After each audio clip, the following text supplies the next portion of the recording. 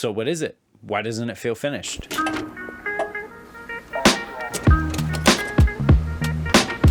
I have spent so much time thinking about this because it has happened to me more times than I can count. And what I've come to attribute this feeling of a song not feeling finished or not feeling polished to is what I like to call the last 20%. So what I want to do in this video is break down what is that last 20%. And by the end of this video, you'll come away with a clear understanding of what goes into a song feeling finished or feeling polished. And hopefully you'll have a much clearer understanding of why your music keeps feeling unfinished and unpolished. Now, before I say anything, I want to preface by saying that for any of this to work the way it's intended, you need to have a well-written, well-produced song, okay? Production will never save a badly written song. Mixing will never save a bad production, and mastering will just mess everything up if not everything is in place first. So that's a really necessary preface before we go into this. You have to lock in the first 80% before you can get to the last 20%, right? So with that all out of the way, let's get into it. The first and most fundamental thing that goes into this last 20% is effective use of contrast. And I will do my best to break this down, but know that every element of the last 20% I'm about to break down for you could have its own dedicated 3-hour-long video going super in depth. So I will try and break these things down in a way that feels really in depth and like gives a good insight and understanding into what I'm talking about without actually turning into that 3-hour in-depth deep dive. Contrast at its most basic is black or white. It's loud or soft, it's happy or sad. But when we take into account all of the tools we have access to when we're creating our song, and we apply the thought process of contrast, we come out with limitless possibilities for ways to change things up and keep things interesting. The best songs, the ones that feel like an experience and not just a song, use contrast to push a narrative and build a world around the songwriting itself. Now, contrast should be built into your song from its core, but when it comes to the last 20% and these polishing, finishing touches, there's so much we can play with when it comes to contrast. Now, for the sake of having something to kind of grasp onto when you have such a vague thing like contrast floating around, let's break contrast into 4 fundamental categories. To me, contrast can be any and all of these things, and there's way more outside of this, but again, 3-hour video, we're not going there. So here's what I would say contrast is, and it can be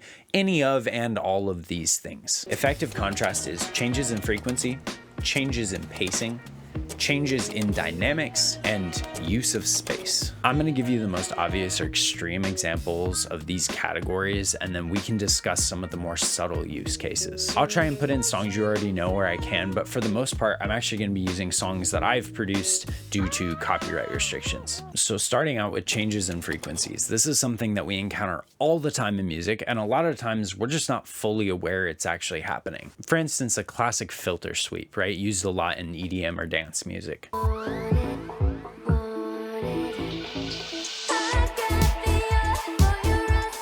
We're just moving the frequencies around in such a way that removes higher low frequencies, thus creating contrast, and then reintroduces said frequencies, often in a rhythmic kind of way that then builds tension and lets us know we're going somewhere. On a more subtle level, this can look like the hi-hats in a drum kit. The kick is used to hold down structure, and then the hi-hats or cymbals are used to give a feeling of momentum and movement in the song, sometimes building tension, creating the sense that we're going somewhere and there's propulsion.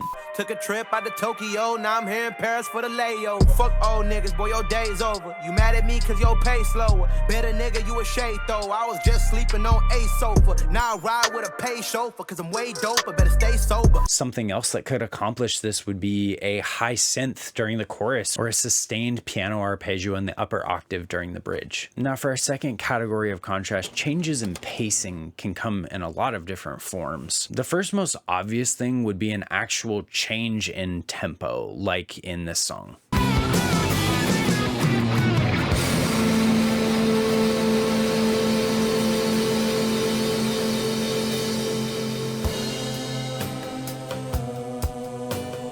Or the more more subtle application of changes in pace can come through things like rhythm changes, cadence changes, or even just using different textures to convey a change in pace.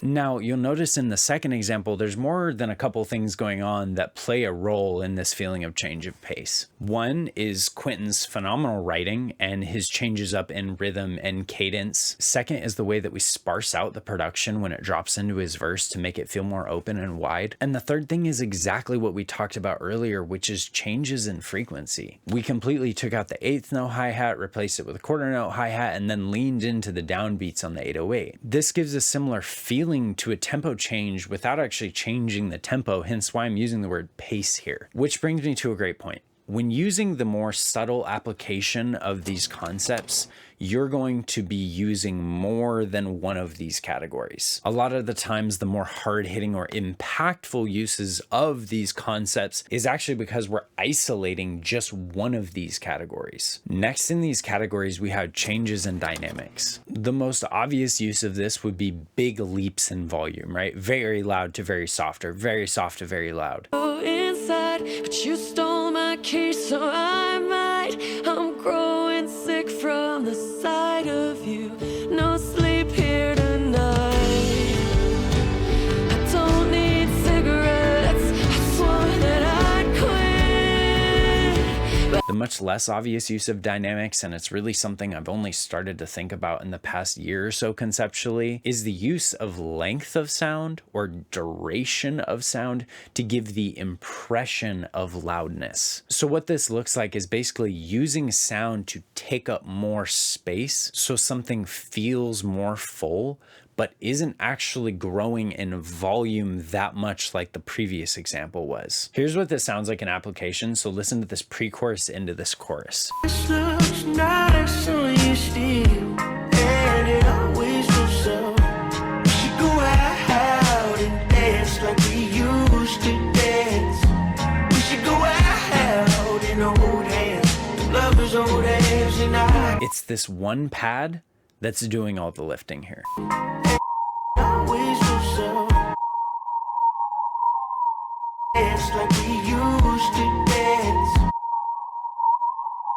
Dijon is filling space this way instead of this way. Last might be my favorite category of contrast, which is effective use of space. An intuitive knowledge of how to use moments of emptiness or silence or how to play the space effectively is quite literally a superpower in music, and it's something that I am constantly learning how to get better at. And every time I do, you feel this significant leap in your ability to manipulate a song to do what you want it to do. One of my all-time favorite examples of how to effectively use space is actually a whole album by Ben Howard called I Forget Where We Were. I've never heard an album that is so comfortable taking everything away from the listener and letting them just sit in the relative emptiness that remains. So there's one song that I want you to listen to off this album. So if you can, right now, go listen to End of the Affair off that album, I Forget Where We Were by Ben Howard.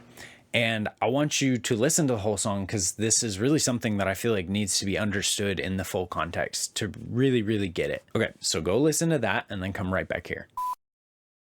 Gorgeous, right? Really, really stunning song. And the whole album is that way. Like, it's truly one of my favorite albums. The way that song moves and breathes is a masterclass, in my opinion, of use of space. I truly cannot think of another song that impacts me more when it comes to this particular concept. The ebb and flow of the arrangement, the narrative cohesion of everything working together to complement his songwriting, it's absolutely beautiful. If you happen to not listen to that example, please go do, and you'll see exactly what I'm talking about. The more obvious application of this effective use of space would be classic dropouts in hip hop, right? He's rapping, and then everything kind of drops out for just a phrase or two, and then he comes back in with more bars. Or breakdowns in hardcore music, right? You're kind of spacing things out. The drums and the bass get really big and really chuggy, just da da da da da da da da, you know, everything kind of slows down, sparses out. That's also an effective use of space, albeit not as blaringly obvious as the last one I showed. Effective use of space is the pulling away of things so that we can then build them back up.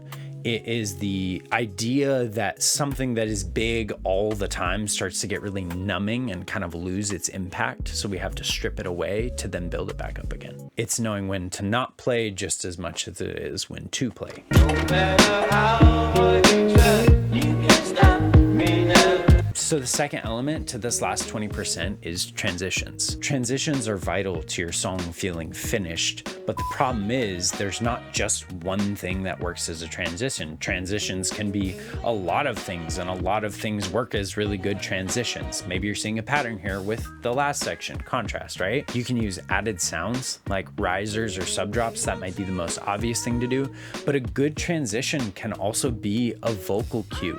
It can be a little motif in the songwriting. It can even be good contrast, can work as a really, really good transition. One of my absolute favorite transitions in recent memory is this one.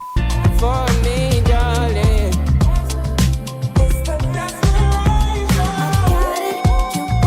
Transitions at their absolute peak are what we just heard. They are a memorable moment. When this album first came out, I kept singing this song over and over, and that little ad lib just like stuck out to me. It was like the best part of the song to me. I didn't realize it only happens one time in the song. In my head, it would just fill in as like every transition has this little, it's a desperation, but no, it's only that one time. And that is mind blowing to me that this one tiny splash of seasoning over the course of this whole song, my brain literally identifies this song by that moment. And not all transitions need to be this big of a deal. For some reason, my brain just loves these little hooky things that it can catch onto, but I love it when they are. It's really, really fun. So a process that really helps me with transitions is getting the song into a near full finished state and then spending like an hour solely focused on transitions. So in the case of this song, More of the Reprise by Dear Quentin, what we did is exactly that. The song was almost completed and we went through in its near completed state and we just threw a bunch of ideas at the wall. So one thing we had here, okay, what if we had like a vinyl spin down, right? And we came out with this. You know how to love, baby, give it to me twice, now more, baby. And it's so small, it's such a kind of blink and you'll miss it moment, but it adds a lot of character and a lot of personality to the track. And I mean, the way we got that was by quite literally rendering out some of the instrumental, spinning it down and then spinning it back up again.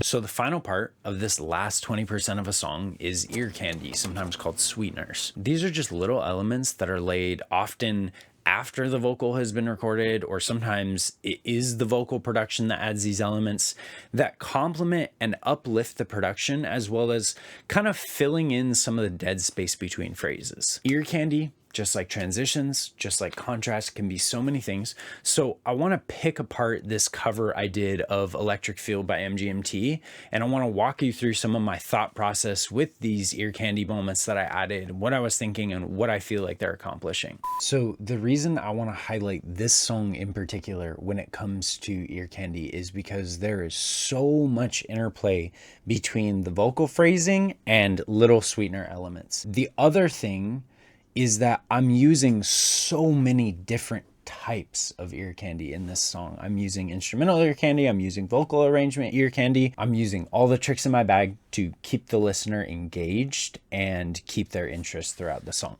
So let's pick some of these apart. So first is the use of these little guitar parts that kind of accent in between vocal phrases. So I've got this.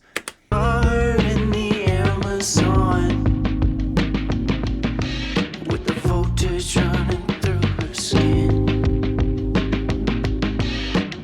So just those little guitars that come in between phrases, right? Da-dun, da-dun, ba-bum, ba-bum, bum. It complements the vocal phrasing in a really, really nice way. And because they're panned really hard left and right, it just kind of perks your ears up each time they pop in. It fills the space, but in a different frequency than the vocals, right? So it keeps it fresh, keeps it engaging. Another way I'm adding ear candy in this song is by my vocal production and vocal arrangement.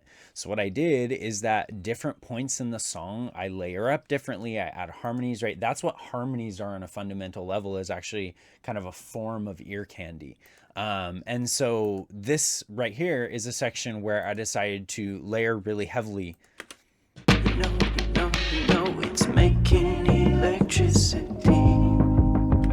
Right? With the little flourish on the keys, the little bling as it goes up. And it all comes together to have this bling, you know, this little flourish that feels maybe like a light bulb going on or something.